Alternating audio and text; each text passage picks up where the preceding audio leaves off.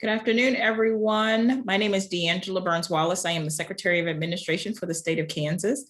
Thank you for joining. I'm going to give just one more minute because I want to make sure we're getting people into the room. As I know many of you know, the technology gives us a lot of opportunity, but it also can be one of our biggest challenges. So let's give just one more minute.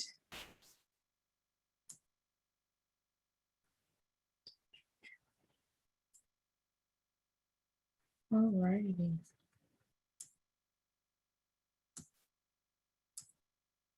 As we are waiting, I'm going to go ahead and get my screen set up and share my screen.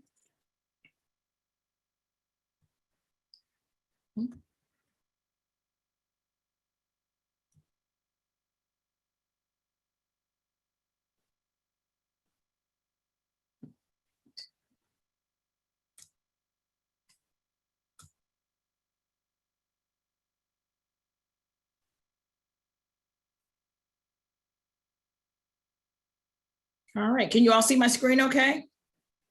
All right, I can see a couple of faces nodding back at me, so wonderful. Great. All right. And I can't see everyone. I'm gonna assume that my team is on. I'm gonna check in. Matt, are you on the call with me? Good afternoon, Secretary. Yes, I'm here. Wonderful. Samir, are you here as well? Yep, I am here. Wonderful. All right, Doug, are you here? Yes, I am. Wonderful. And Alicia, are you here? Yes, ma'am. And Jocelyn? Yes, I'm here. Wonderful. All right. Well, I have my team, and that was an important moment for me because once we get into your questions, I'm going to need them. So we want to make sure that they're here. And so welcome this evening. I'm going to go ahead and get us started. Thank you for joining us. Thank you for our partners in making sure we got the word out. It looks like we have a very robust group this afternoon, and we'll be also meeting tomorrow. So if you have others that are in your area that want to join or listen, we're going to record, but I think we'll also have another live session in the morning. Again, my name is DeAngela Burns-Wallace. I am the Secretary of Administration for the state of Kansas. And I'm actually coming to you this afternoon on behalf of the governor's office, Governor Laura Kelly, Office of Recovery. And for many of you, you have worked with our recovery office. And for some of you have worked with members of our team over the last few months as we work to move the CARES CRF dollars out to the counties in particular, as we've distributed those dollars across the state.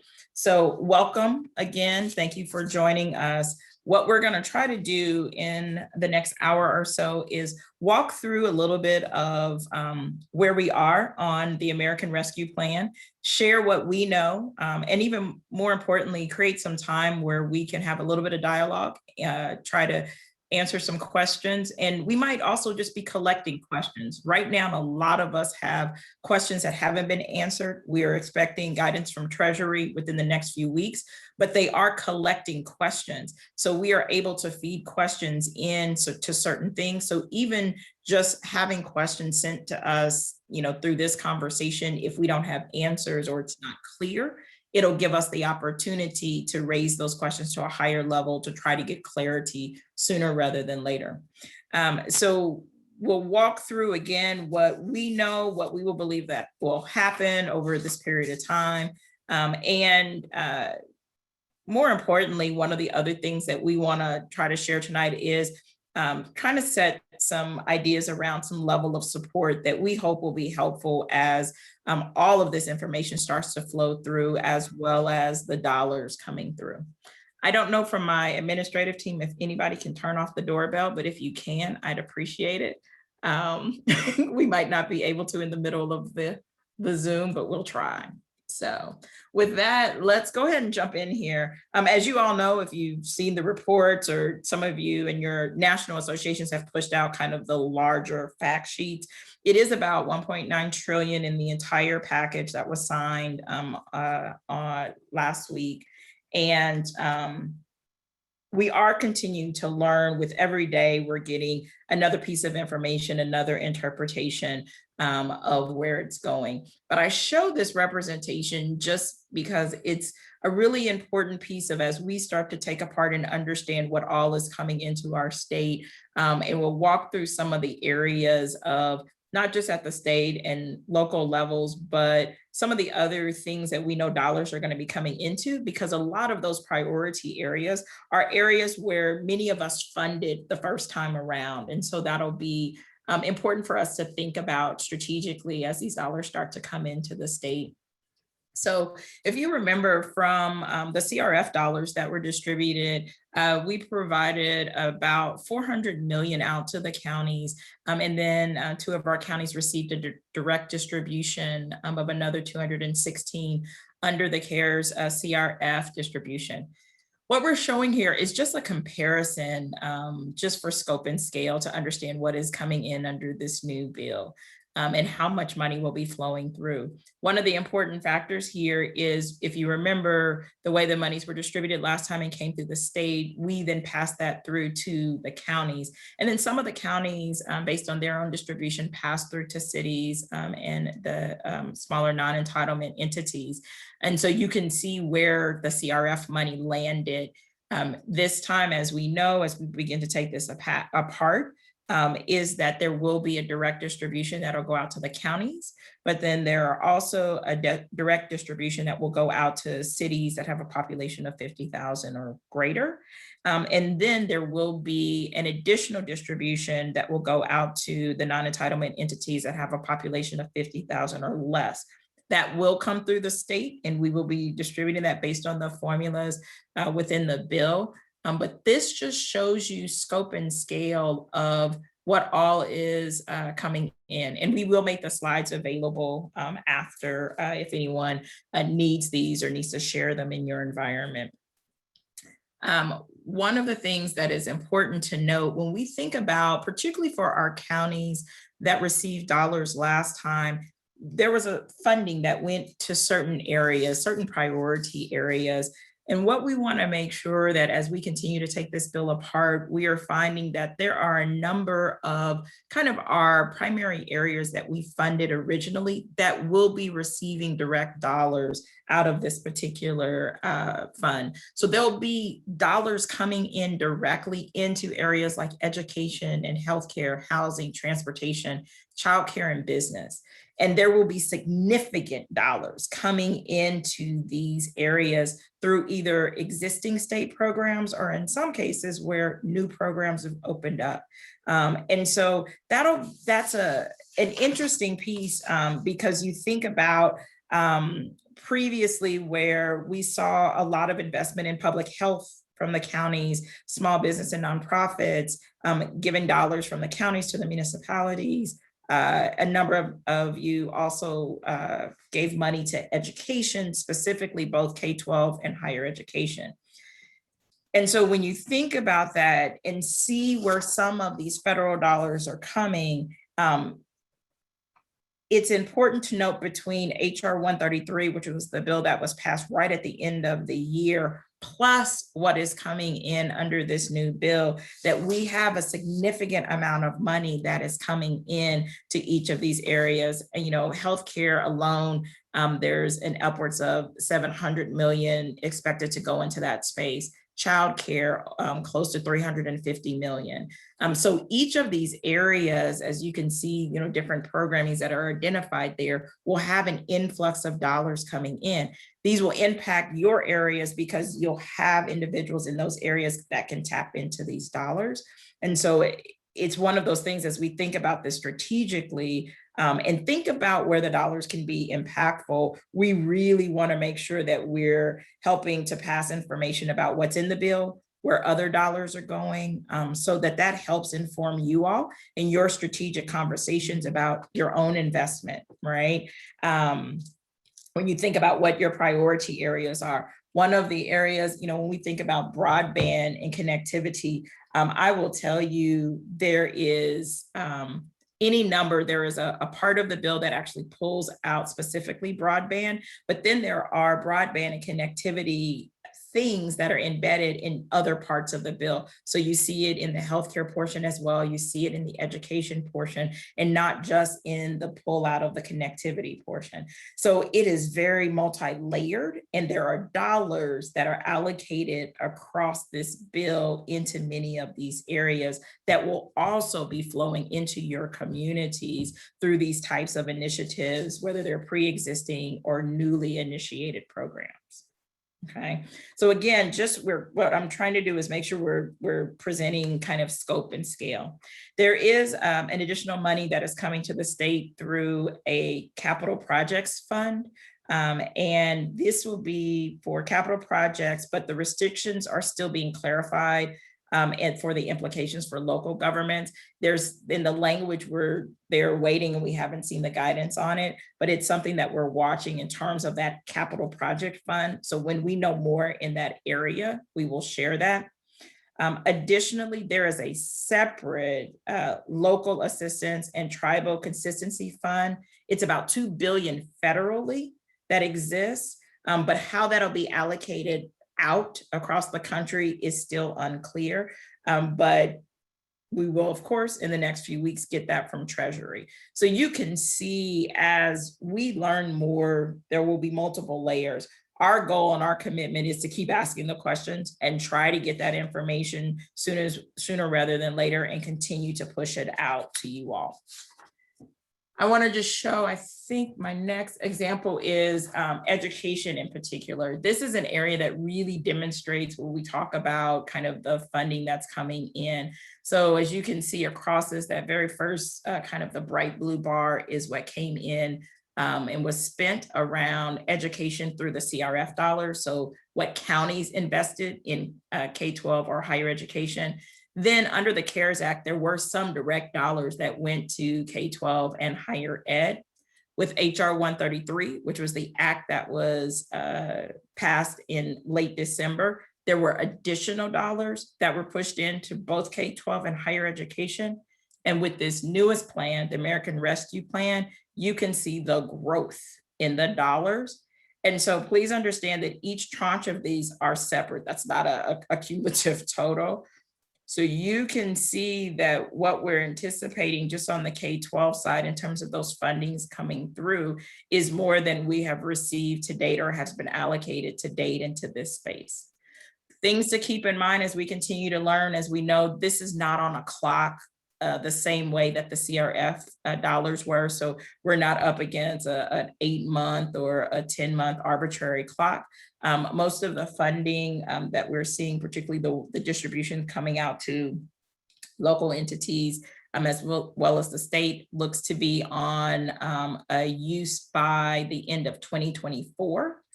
But in some of these areas, as I mentioned before in the previous slide, education, business, housing, there could be other dates that some of those dollars are tied to. Again, these are the things that we're trying to follow and pull apart. But what we've seen of the dollars and the allocations that'll come to the local and to the state is that right now it was projected for utilization through 2024.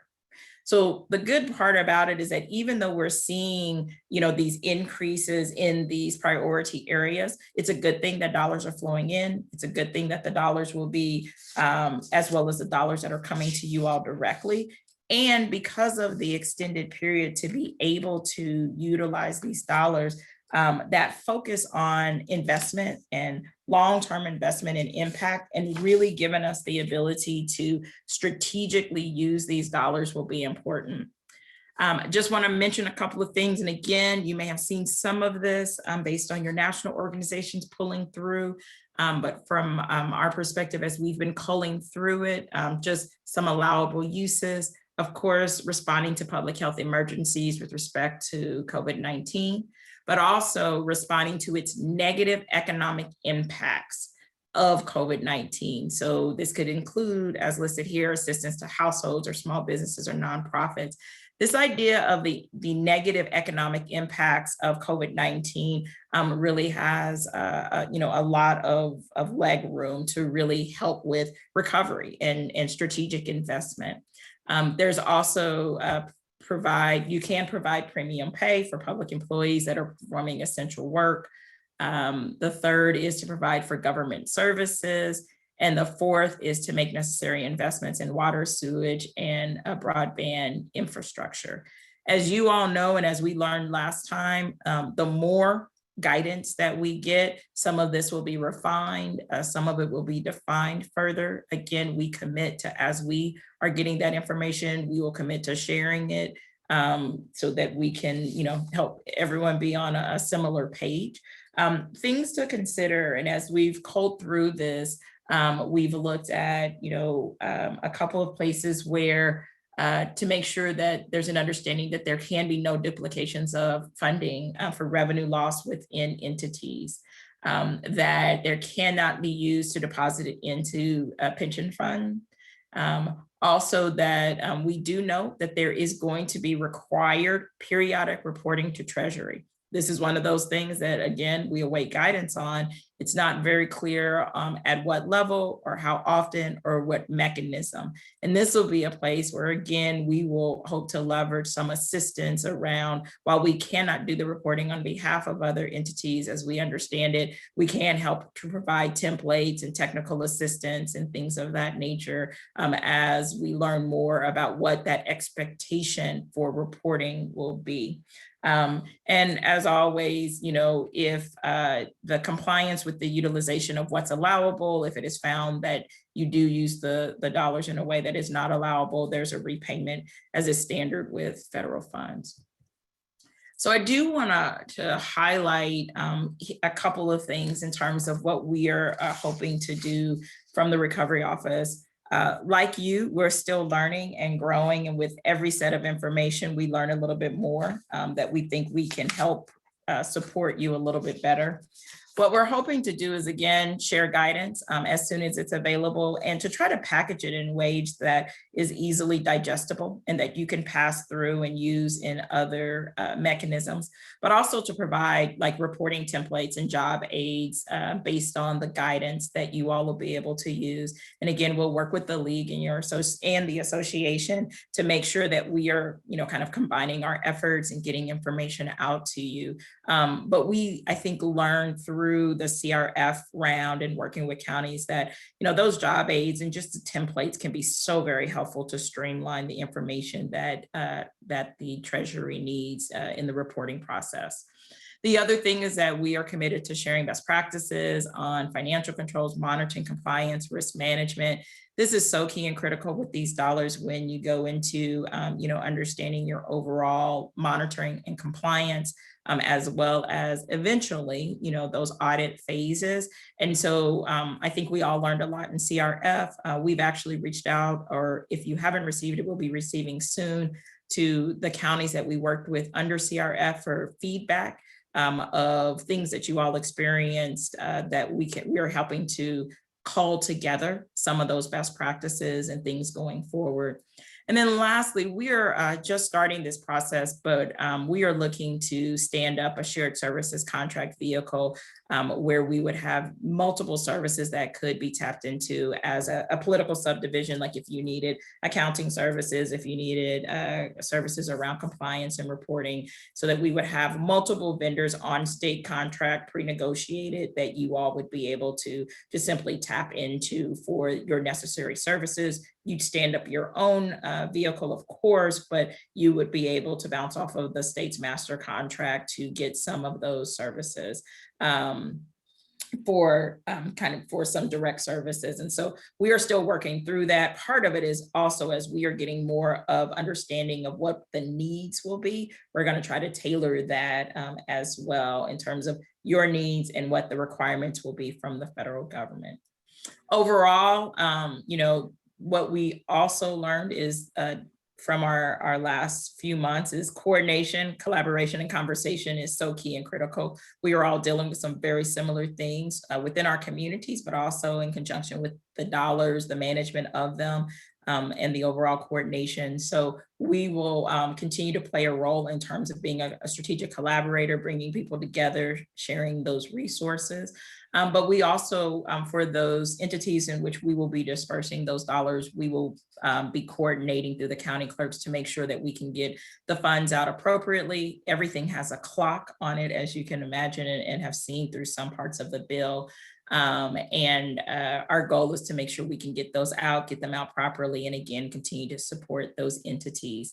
And then lastly, we have always had our recovery office box.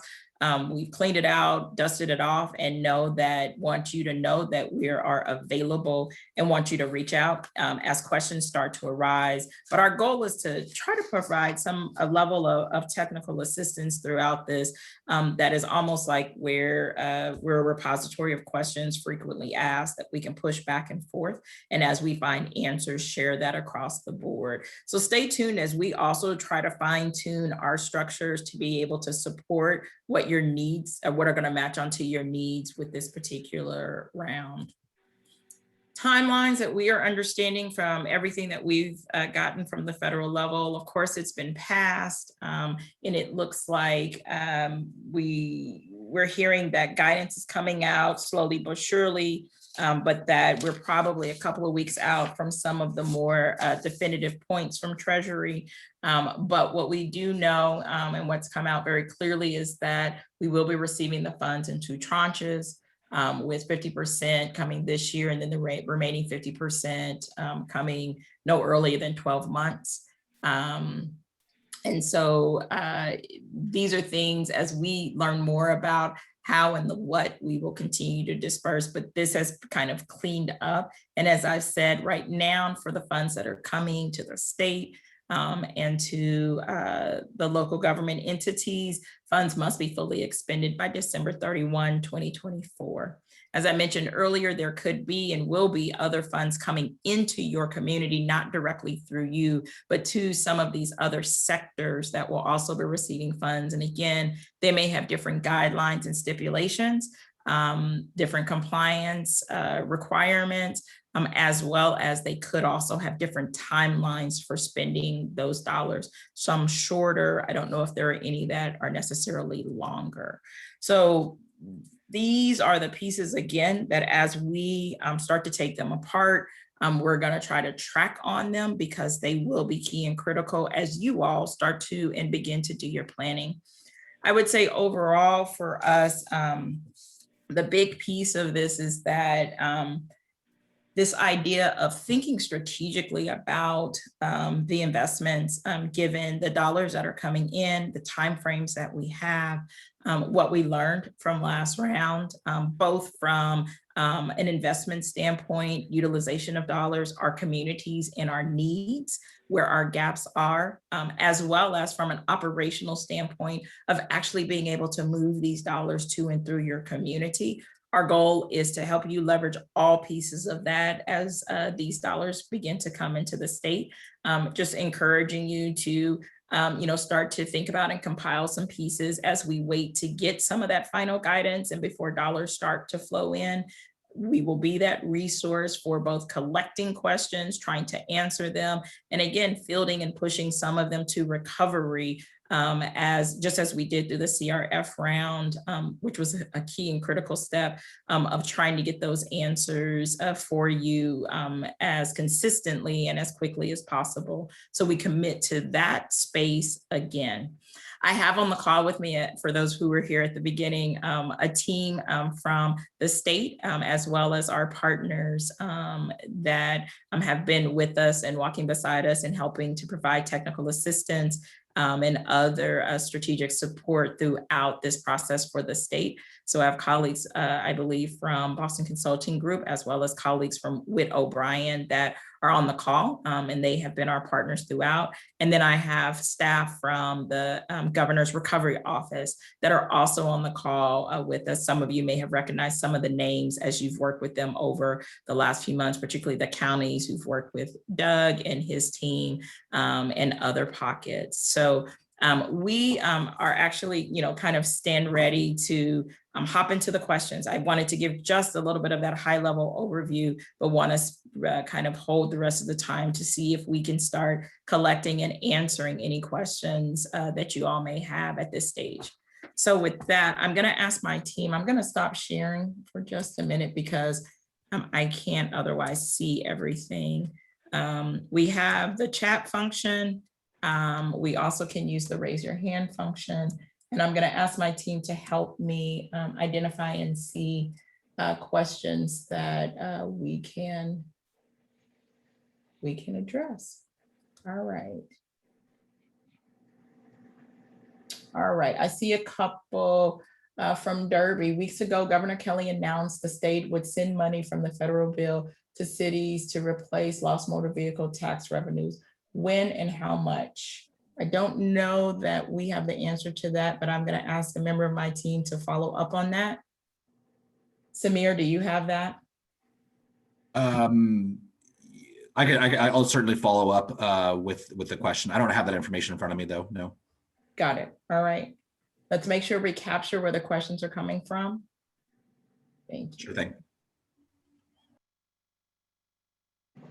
So the next question I see in the chat box, and then I will go to raise hands, is what is the formula for distribution to cities with less than 50,000? Is it only for revenue loss? Who is administering the child care grants? And do you know how much of the 300 million for rural broadband to Kansas is getting?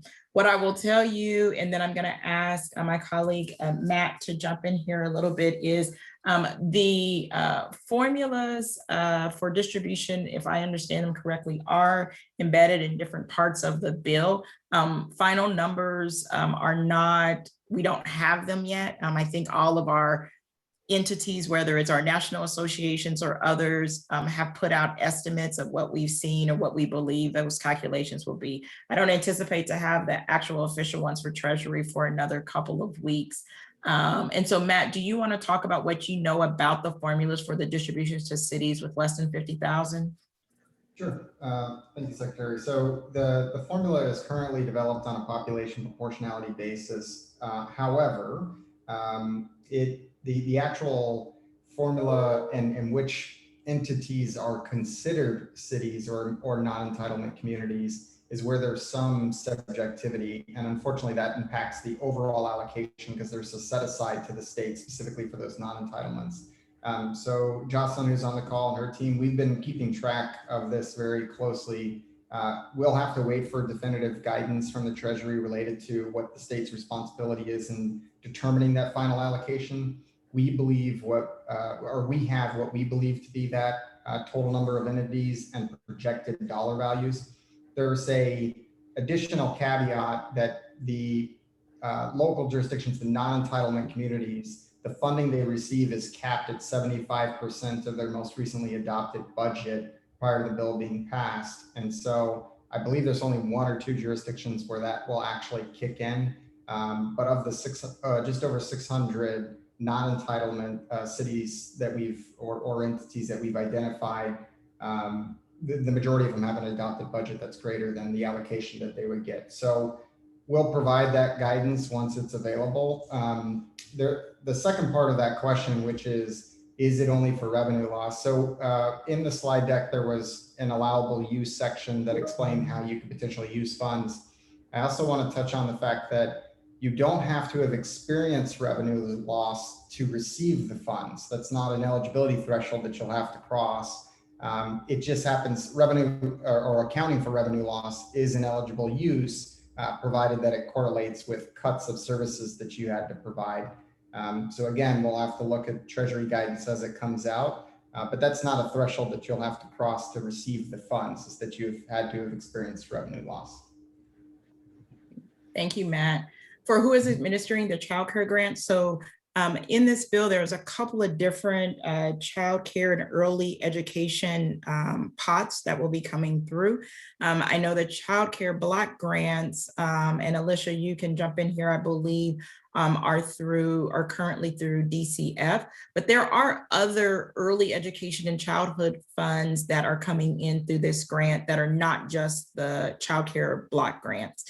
So there will be a couple of different pots in the child care arena.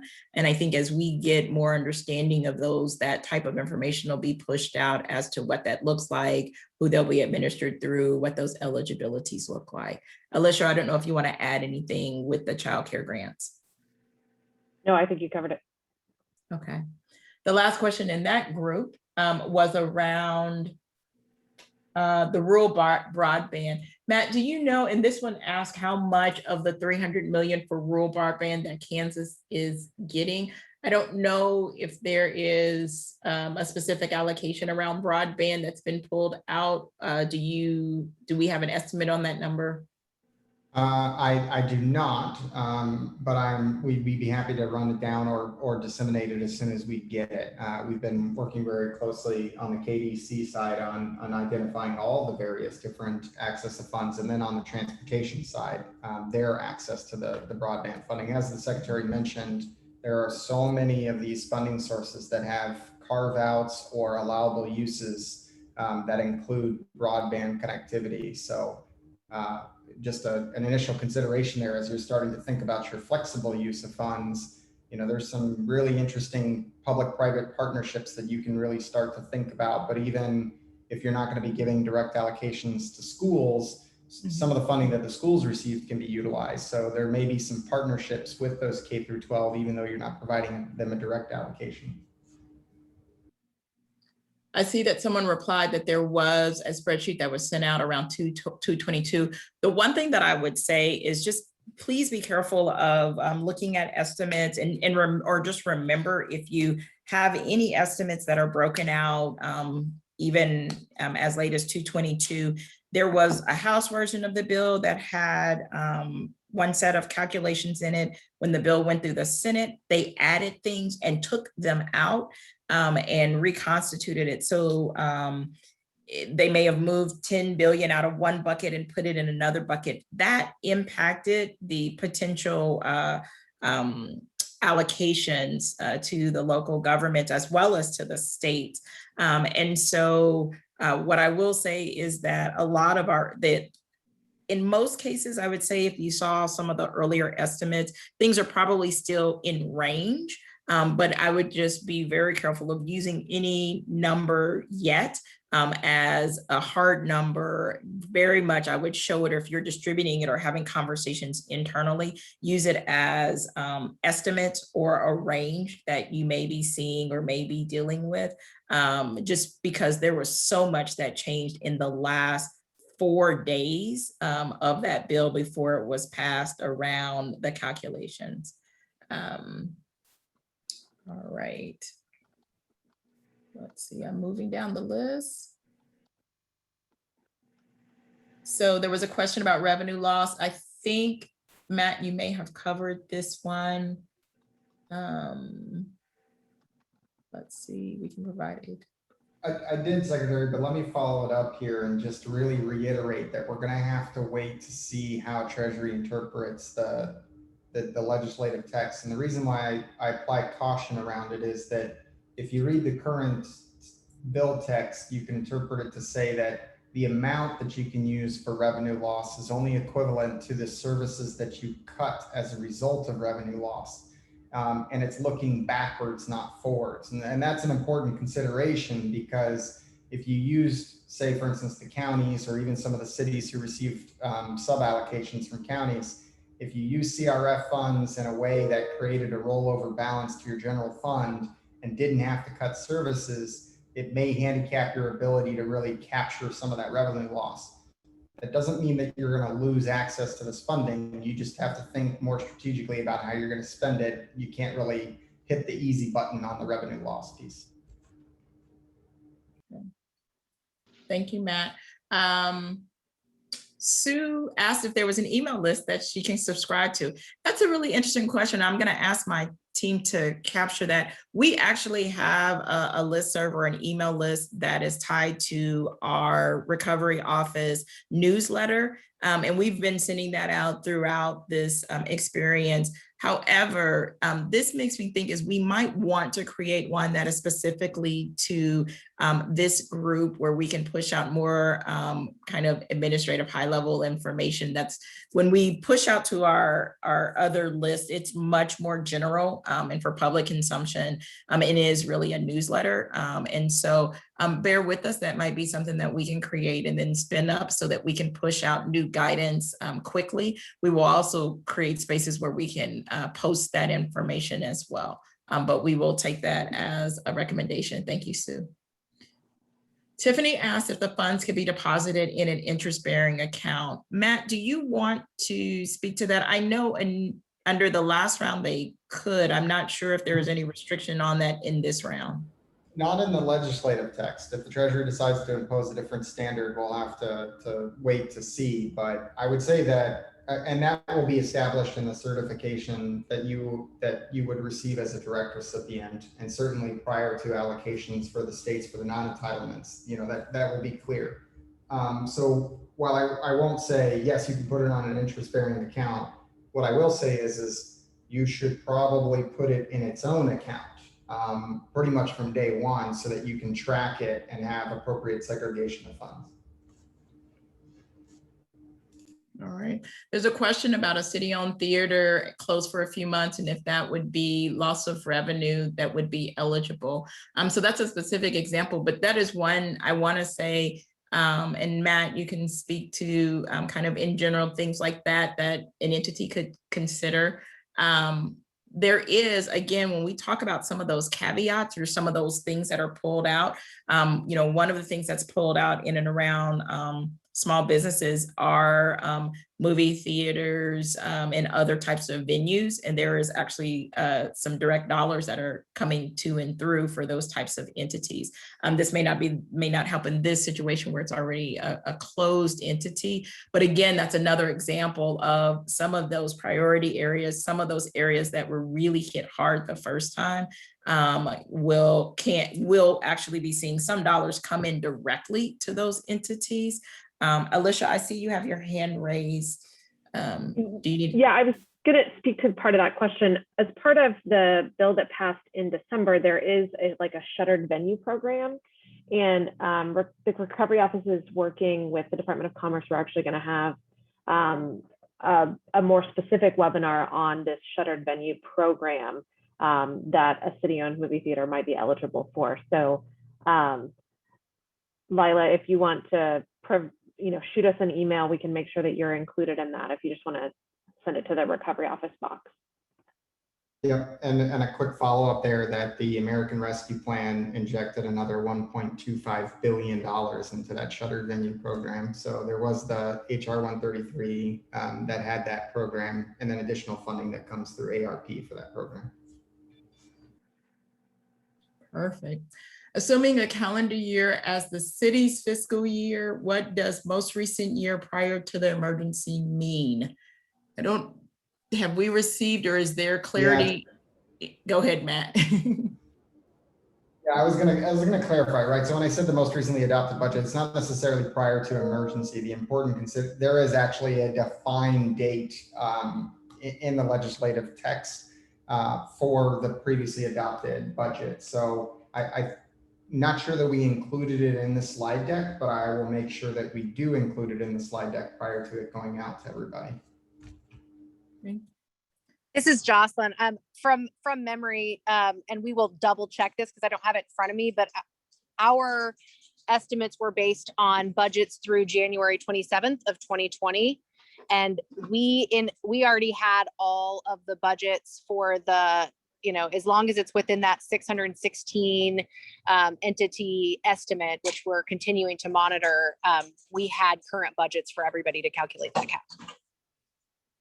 Perfect. Thank you both. The next step, there was a question about the next step slide, and if it means cities have to send you how we want to spend before the state will send it to us. That is not correct. That is just what we are doing there, is giving some recommendations on things to help you prepare and think about. Remembering for any entity, for the counties, as well as the cities that are over 50,000, your allocations will come direct to you from Treasury. And then for those that are under 50,000, those will come through the state, but no, we're not asking that you have to send those to us or lay any of those things out. But again, we want to help and collaborate and be a strategic partner as you all, do planning or need support in that process. But no, they do not have to be submitted to the state prior to those funds going out.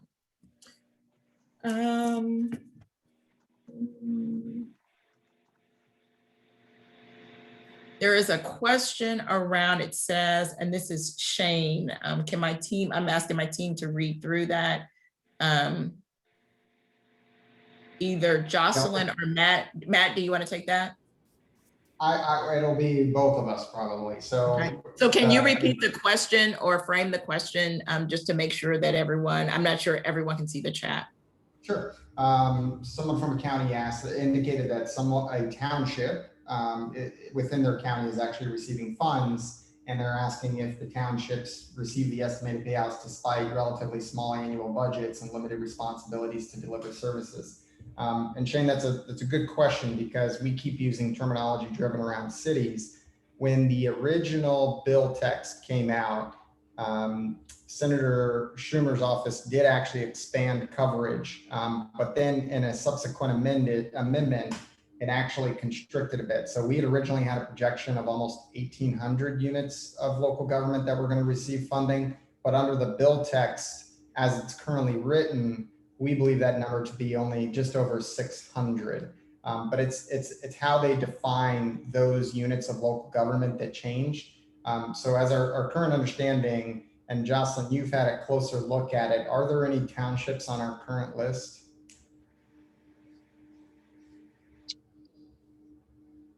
I don't think so, but I'm also, I really want us to just wait and see what the list is that we get that's final. Every estimate that we've received is while the bill was in process. So we've yet to see an estimate or an allocation listing since the bill was signed. And I think this goes back to the secretary's point of, we're taking a look at what the bill text is saying and applying an interpretation. What Treasury may do may differ from our interpretation. So it's important for us to see that first before we definitively say, townships are or are not receiving funds, or these cities are or are not receiving funds.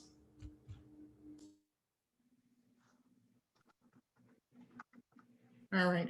There is a question about, and again, some of the questions I would say around the non-entitlement communities and entities, some of that I think will play into as we receive additional guidance. There is one that's in the chat that's asking about, do we foresee a requirement for non-entitlement communities who have a population overlap with the township to be required to share their portion of the funding with the township? I don't know that we have seen that. Anyone on my team is seeing any indication of a requirement. But again, as we continue to get guidance, we could learn more. Matt, I see your mic come on. The only thing I was going to offer there is that the updated bill text and that limiting the number of non-entitlement communities, that update to the formula and who's eligible, who's not, based on our interpretation, I think was to alleviate those issues where there's overlaps. And as a result, the current list of 600 or so that we are estimating will actually receive direct allocations.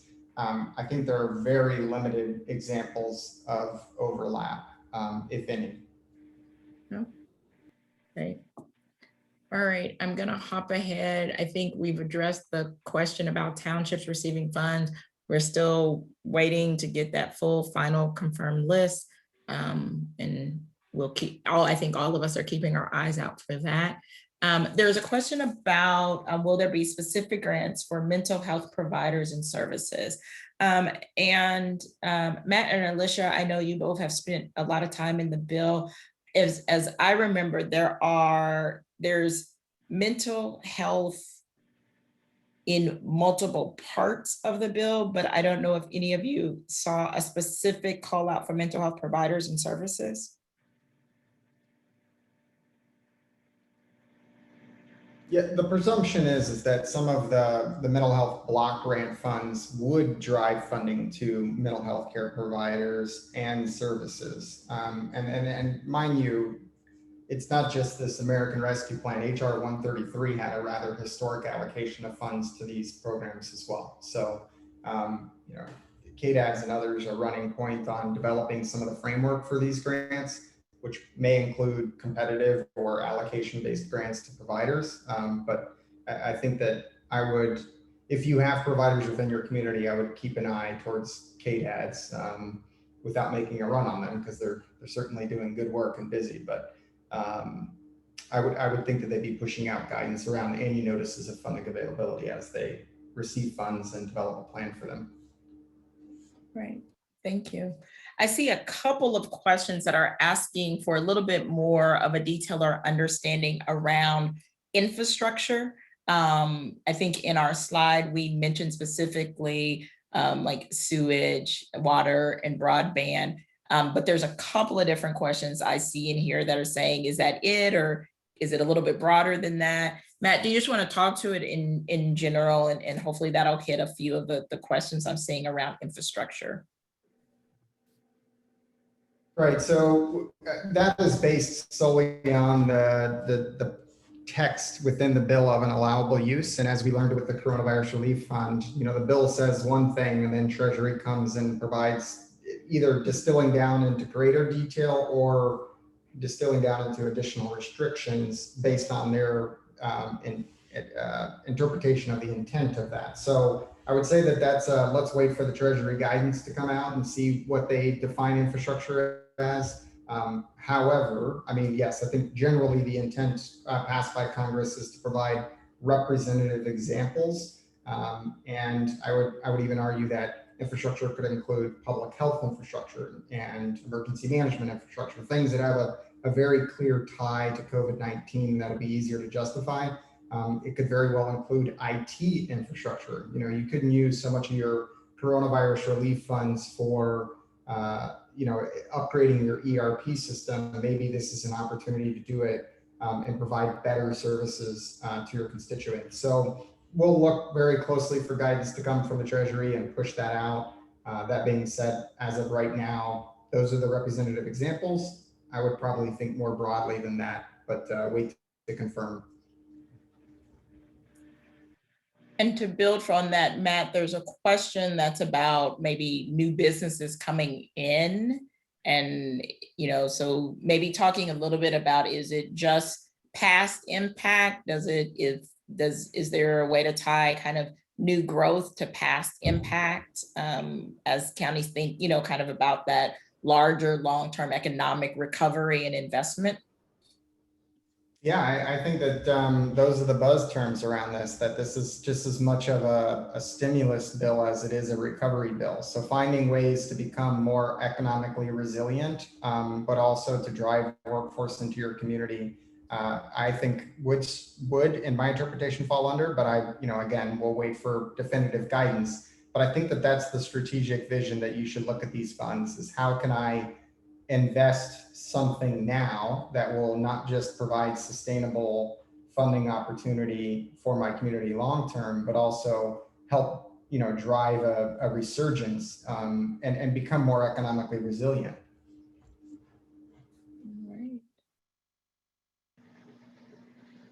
Right. So one of the questions is providing a bit more information about employee pay. And so the one of the uses in our slide that talks about the use of funds is around premier employee pay. So providing premium pay, I should say, for public employees that are performing essential work, or providing grants to eligible employers that have eligible workers who perform essential work. There was some of this, or some caveat of this, in the CRF and CARES Act, but Matt, is there anything that you can shed a little bit of light on it, or is there anything that's different about that in relationship to this particular bill? Yeah, so I think that B within the allowable uses provides the platform to use it for generally most essential worker type, and the same lens that CRF could be used for public safety and public health. I think that there is certainly going to be some similar allowability in that regard. There was also a provision about providing premium pay, and they've actually defined the limits on premium pay and how much extra above that they can actually receive for that. And again, driving that to essential workers. And so I think that premium pay in some senses could also be synonymous with hazard pay, but what it's necessary to bring people back into the workforce or who are performing essential services but have been impacted. And it also provides a platform to provide assistance to employers within your community to achieve those same things. So it doesn't clearly outline which positions are eligible. As we saw from the Coronavirus Relief Fund, it took them a couple of months to provide some clarity on that. I think now with having a year of CRF under their belt, they'll be a bit quicker out of the gate in defining what eligible and essential means. So hopefully the first guidance that comes out is actually rather robust. Right. Rex, I see you have a question that looks like a specific situation. And so I would ask that we have somebody kind of follow up with you, because I think we may need more detail to help you understand that. So before we move on, Matt, there's a follow-up to what you were just talking about in terms of premium pay. Do you want to address that before I move to the next question? Yeah, so they say they don't actually define it. I would say that hazard pay is a way of getting around bonuses in the most recent Treasury guidance with CRF, but premium pay, I think, is to provide some sort of funding to essential workers, and they actually have a limitation on it that we have identified in the slide deck. So when you receive it and you see the allowable uses, there's a footnote that says, I think it's $13 an hour increase or something to that effect. And then maximum benefit per individual of 25,000. So there are some parameters on exactly what that premium pay maximum or cap is. In this regard, I'm saying we'll have to see what the definition of premium pay is. I think that was just a terminology they used to say that you can provide some sort of incentive payment or hazard pay for individuals that are providing essential services. Right. There's a question about, are there any processes for requirement for receipt of funds, adoption of resolutions, holding public hearings? So what they need to do. There we go. Public hearings on how the funds are spent, et cetera. For those who are receiving their dollars direct, there will be a certification that they have to do with Treasury to receive their funds, as the state has to do. For those who will be receiving dollars through the state, for the entities that are less than 50,000, there will be some administrative steps that we need to make sure are in place to ensure that we can get you the funds appropriately in the time frame. Beyond that, Matt, I don't know if there's any other specifications in the bill itself around what entities will need to do for receipt of the funds. Not on the federal sense. You will have to provide periodic reporting to the Treasury on how you're utilizing funds, and we'll have to see what that reporting mechanism looks like. As you heard the Secretary mention, there's some consideration being given to, can we help develop templates so that you're collecting information in a way that'll be consistent with the Treasury mechanism of reporting. As for local resolutions like we did with the counties, again, outside of the administrative work on distributing funds to non-entitlements, at the Treasury level, it's just a certification that you need to go in there. And we put in that slide deck things you need to start pulling together to complete that certification. But I'll also add that you may have local requirements about how you take these funds in, if they need to be incorporated into a budget, what your open meetings requirements are. Those are the only considerations that you should consider on a local level. The Treasury isn't going to impose any additional, or I should say, as the legislation is currently written, the Treasury is not imposing additional items. Got it. In terms of the expectation of Treasury guidance, I would say that we're looking at a couple of weeks, I think is the gist of when we think their first guidance will start to push out.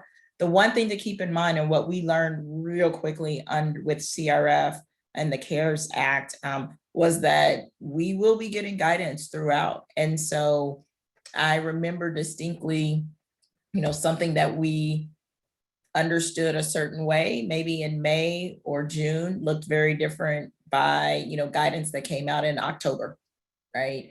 And so what I can say is that we are hopeful, like we're trying to do in our state, that there's a lot of lessons learned from the first time, and that the guidance is robust and reflective of some of the things that were learned through the CRF process. And so we hope that that first round of guidance gives us a hearty group amount of information, but we do anticipate that we will be receiving guidance, probably throughout the next few months. But some of that guidance also will be driven by, questions. And so that's why I say for things that we aren't able to answer, or things that once guidance starts to come out is still unclear, we will leverage our voice as a state to get those questions back to Treasury to try to get additional answers or clarifications on their guidance. They usually put out guidance plus FAQs, but they also then do have a direct line where you really can inquire or to try to get further clarification. Someone asked about, they said that their auditors suggested that they add accounting staff, 2 per shop, to help with accounting duties. Could we hire these persons to fulfill those duties? I would say that yes, in that instance, and Matt, you are welcome to chime in as well.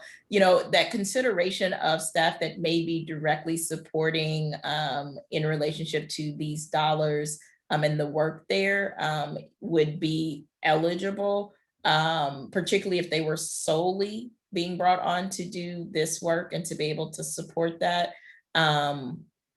Again, there are some guidelines that are in there around what, additionally in terms of employee and funding that that's eligible. So you want to be kind of clear and careful with that. It also allows you as well, again, to contract with an additional, contractors, auditors, or a firm to be able to help deliver those services as well. That would be allowable. Matt, do you want to add anything to that? Yeah, and I think that if Jocelyn wants to add something as well to echo what I'm about to say. So, I don't know the size of the particular entity that asked that question, but certainly if your auditors are already raising capacity concerns or suggestions, I think that it's worthwhile for you to take that into account, especially if you've gone through auditing before and you had identified material weaknesses. Those are things, you may not be used to receiving and administering federal funds. And you're opening yourself up to a much higher level of scrutiny for uniform guidance principles that are applicable to use of these funds. So I think the first step is when you're about to receive the funding is doing an internal capacity assessment and determining where you need that assistance, whether it's I need some folks to think through strategic initiatives, or I need some folks to think through accounting, and I just need more bodies to really keep track of the dollars. And do it in the right way. So I would definitely take up that suggestion from your auditor. Jocelyn, do you have considerations?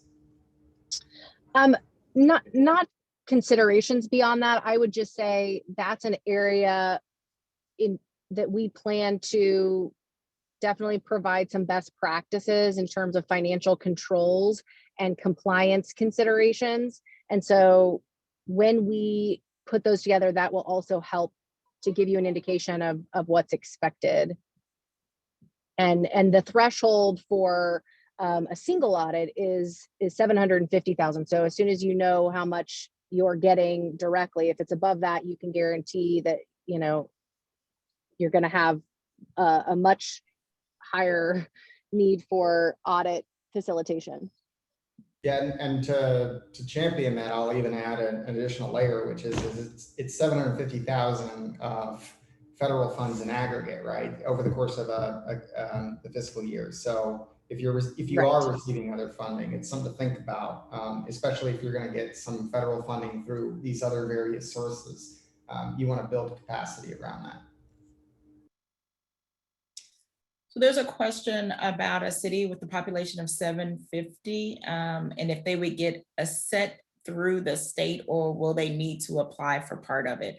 So just one point of clarification. So the dollars that are coming in that the state will be allocating to the entities that have been identified by the terms in the bill that are less than 750,000, those amounts will be actually calculated based on as Matt laid out at the very beginning, the formula by the Treasury. So just so that I just want to make sure that we're clear about that, there's nothing to apply for, and there's not the state necessarily distributing those dollars, except that we are the pass-through. We are the mechanism by which those entities will receive their dollars that are passed through us from Treasury. So this is very different than CRF, where there was the state dollars and we took an allocated amount and then provided it to counties. And as we said, we believe there's about a little over 600 entities based on how it is defined in the bill. And as soon as we have that verified list of those entities, we will definitely share. Yeah, and let me just add to that, Secretary, this is, an area where, in addition to getting notice about who's going to get what, those cities that fall into this scope can expect direct communications with very specific instructions. So we are working now with the county, and we'll continue to confirm the contact information we have. And so as soon as we get that final list, we'll be sending direct communication. So I think look for a broad sweeping communication, and then you'll know at that time, if you haven't received something individual, that you are not a part of that pool. A great question out of Derby. Does the state have plans to create any new programs that would like to partner with cities on, or should we be planning to spend our allocations on our programs?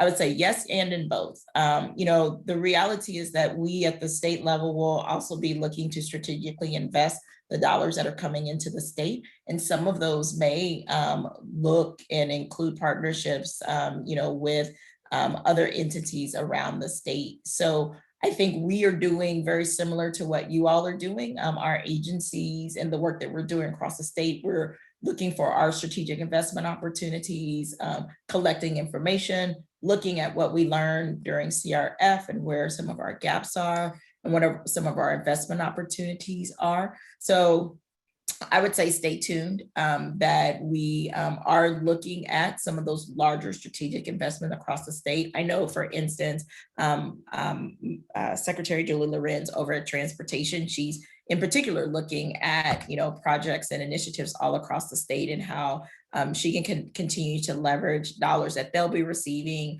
and partnering with communities as they have in the past, but maybe with some unique opportunities given the funding that's coming in. So I would say definitely there, we're looking for those strategic partnerships. If you have ideas or things that come to mind, reach out to us. But we're doing the same work at the state level that you all are doing, and trying to be prepared and ready to make that move and to invest. So the next question I see is around broadband and some of the difficulties.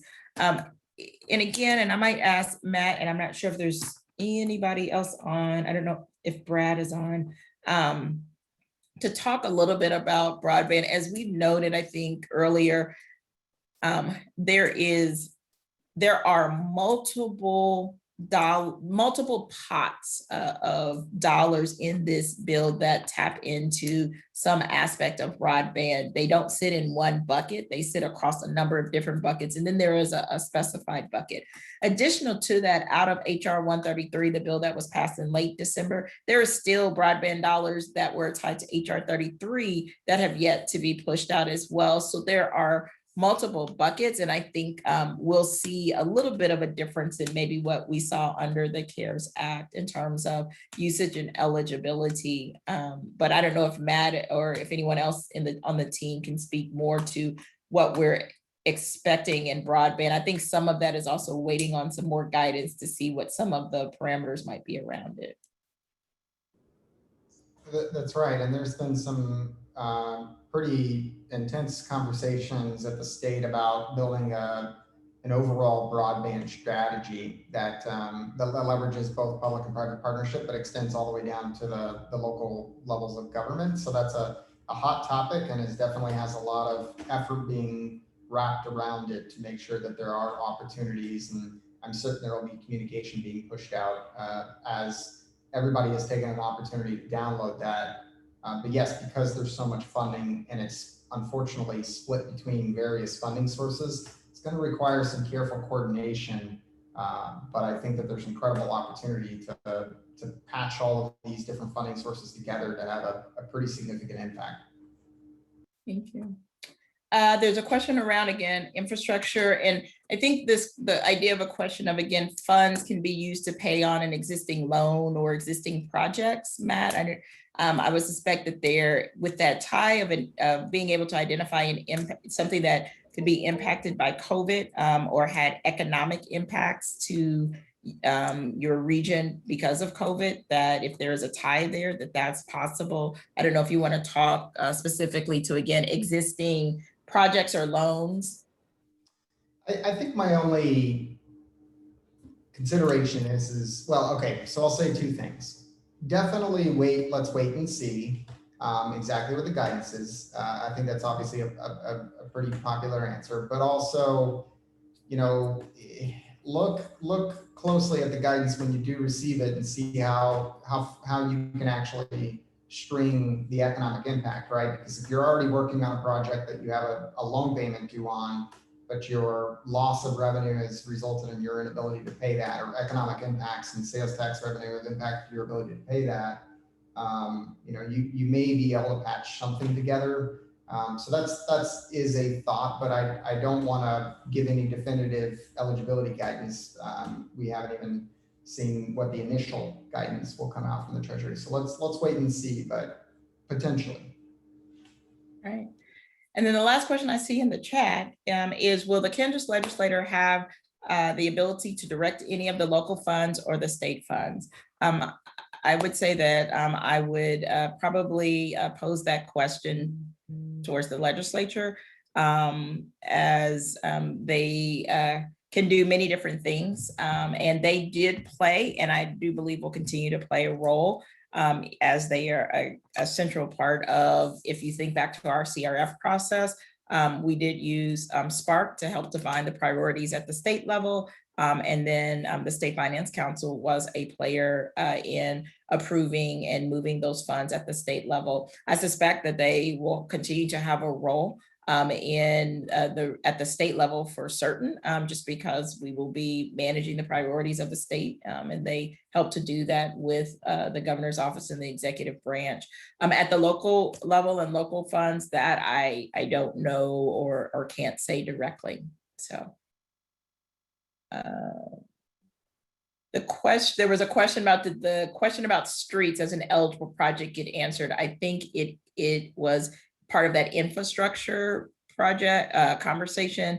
And I think what Matt said was that what is currently listed when we, as we mentioned, around water and sewage and broadband as infrastructure is what's directly in the bill. We believe the guidance, once it comes out, will provide another level of understanding and definition, but suspect that infrastructure will be a little bit broader than just water and sewage and with that potential, but we do need to see that guidance. And if I can just piggyback on that, Secretary, that, you know, we're keeping a very close ear to what's going on in DC, and now that this relief bill is out, there's a lot of murmurings about an infrastructure package and what that looks like. And then the reason I bring that up is that, you know, you're going to receive this funds, and you may want to think more holistically and really keep an eye on what's happening in DC, because I'm a big proponent of optimizing use of funds, and you don't want to wind up in an environment where you used funds for something and then a month later additional funding becomes available that could have been utilized for that, and you lose the flexibility. So that's just a forward-thinking consideration as well. So the chat is quiet. We are just past the hour. What I would like to say is a couple of things. One, we are committed to being here till about 4:30. So if anybody does need to stay on or has a specific question, our team will stay on.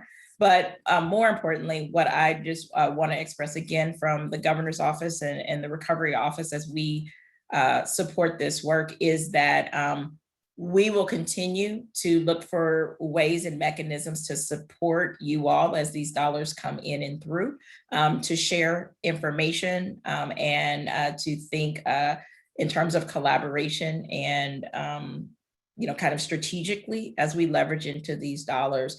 Again, our email it's just recovery@ks.gov. Shoot us an email if you have a question, something comes up afterwards. We will share this deck, and there also might be a few other additional resources that we share with it or an enhanced deck of information. But please stay tuned. We don't have all the answers, but we are staying on top of it to get you what you need and to make sure that we are all successful in leveraging these dollars and maximizing them for Kansans.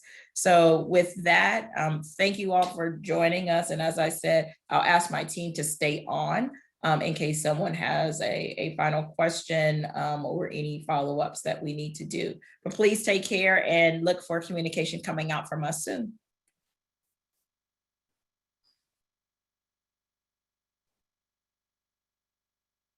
All right.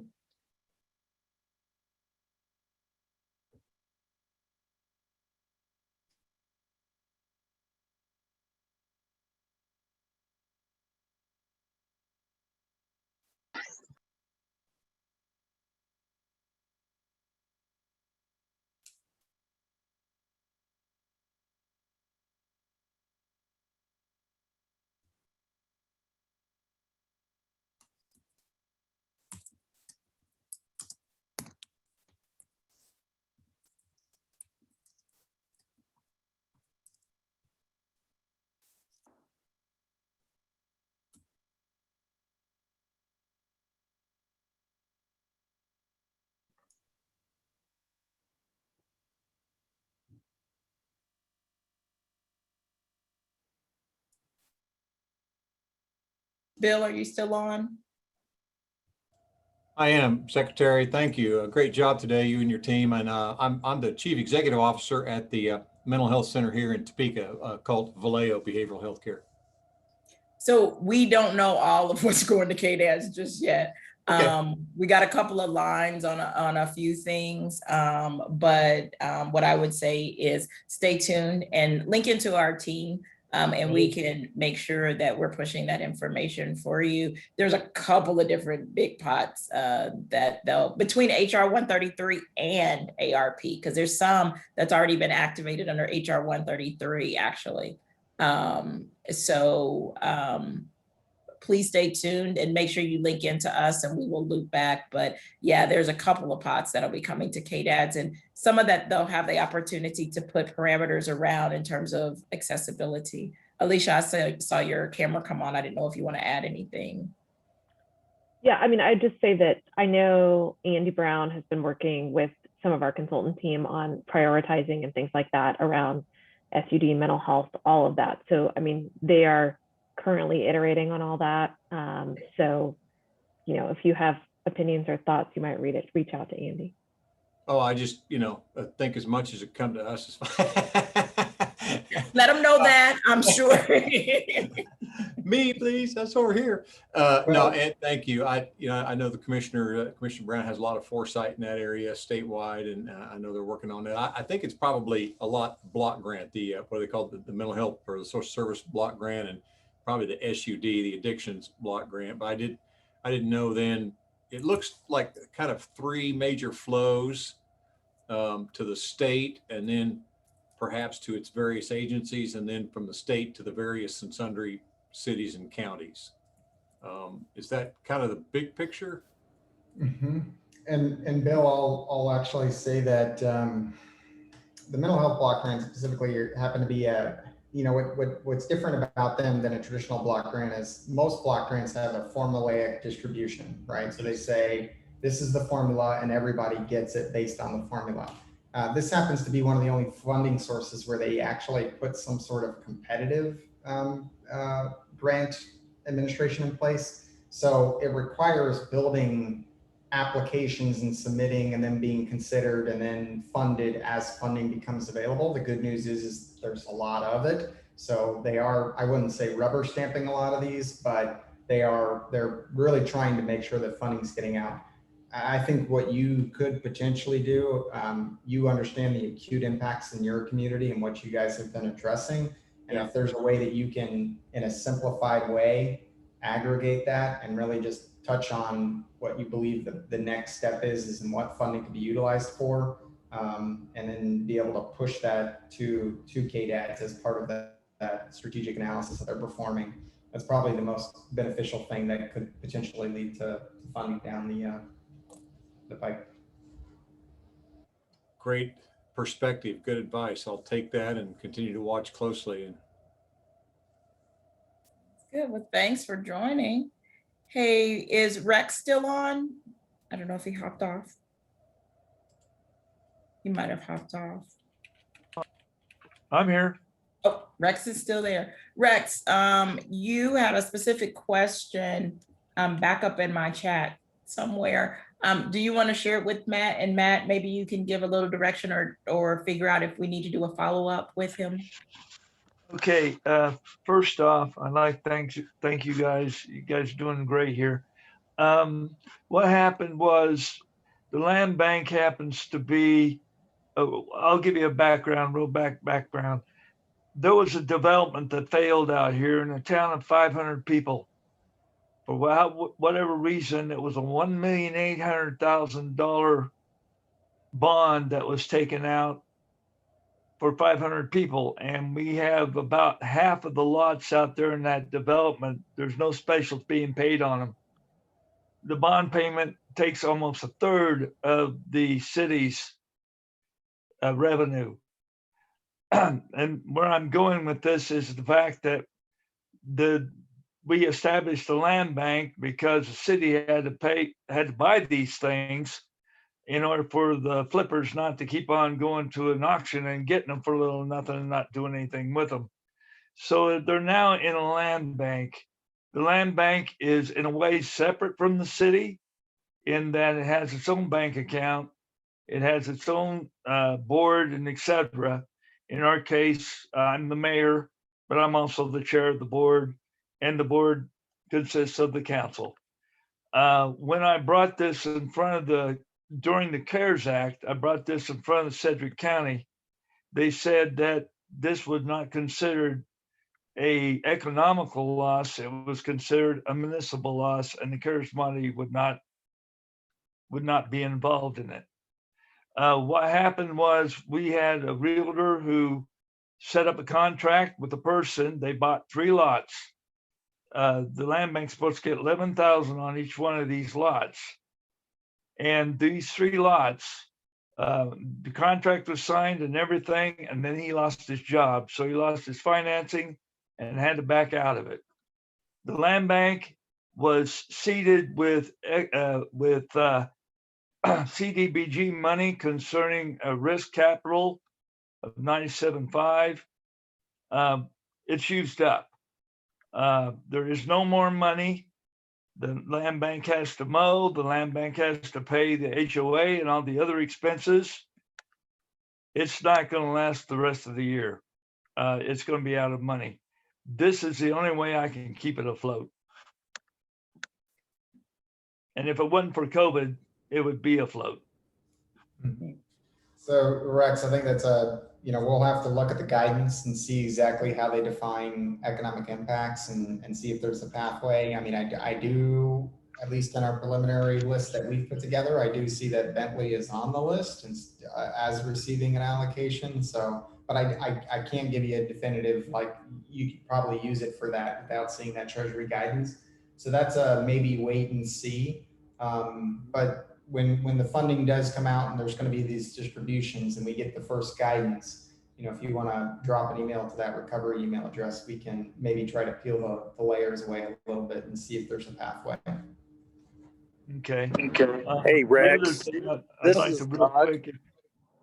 Can I ask were Go the ahead, lots Doug. originally, were Go the ahead, lots Doug. originally, did they have geo backing of the infrastructure bonds? Do you they have know? what? Were they backed by general obligation bonds? No. They were not. No, and the letter of credit that was established, that was before I was mayor. She forgot to sign it, so we lost the letter of credit too. Okay. Yeah, now we refinance the bonds and that's fine. The situation is the land bank functions strictly a pond. We used up the money of the economic development fund, and in that you're not using tax dollars. Anything else, if we refinance, if we try to keep this land bank going, it's going to have to come out of tax dollars, and I can guarantee you there's going to be some screams. So, and unless we can sell a lot or two, the land bank's going to have a real problem. So I think one of the things that we'll do, and I'm asking the team, Doug and the like, let's make sure that we follow up with Rex and is it Bentley? Yeah, Bentley, Kansas. Bentley. About 24 miles northwest of Wichita. Rex, miles this north is of Doug. United This States. is Doug again. I'll make sure I follow up. I'm from Newton. My wife's from Halstead, so I know the area really well, and I'll make sure I follow up with you. Well, I appreciate that, Doug. I really do. Thank you. Perfect. Thanks, Rex. Thanks for hanging on for a minute. Well, thank you for letting me talk. Oh, You guys take care. you too.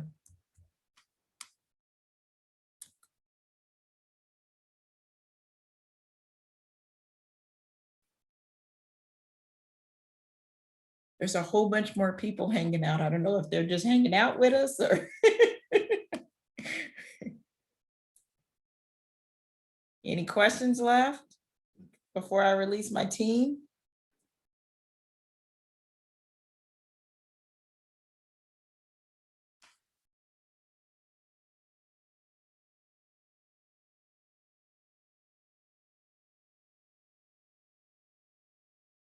All right.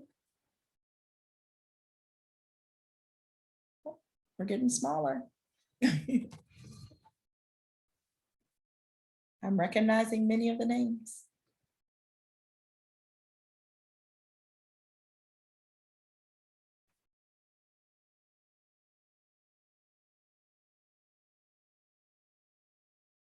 All right. I'm not hearing any more questions, team, so I think we can go. If there is anything we need to add for tomorrow, please let me know. I think the Q&A is the heart. So